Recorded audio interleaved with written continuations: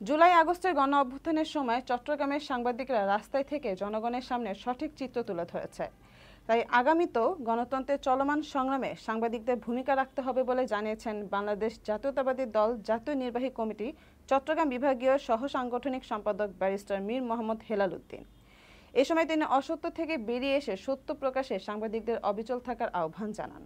আমাদের চট্টগ্রাম ব্যুরো প্রধান রোমেন চৌধুরী জানান, সোমবার বিকেলে পবিত্র মাহে রমজান উপলক্ষে চিটাগং ক্লাবের ক্লাব টেরেসে আয়োজিত চট্টগ্রামে কর্মরত সাংবাদিকদের সম্মানে ইফতার অনুষ্ঠানের সভাপতির বক্তব্যে বিএনপি নেতা মীর হেলাল এসব কথা বলেন।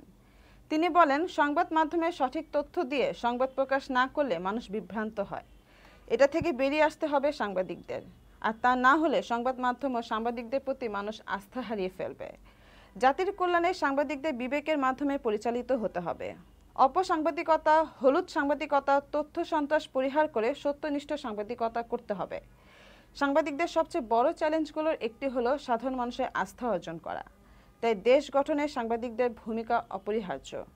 আয়োজিত অনুষ্ঠানে Chattogram press club, Chattogram metropolitan সাংবাদিক ইউনিয়ন সহ বিভিন্ন প্রিন্ট, ইলেকট্রনিক মিডিয়া, অনলাইন মাল্টিমিডিয়ার সাংবাদিকরা উপস্থিত ছিলেন।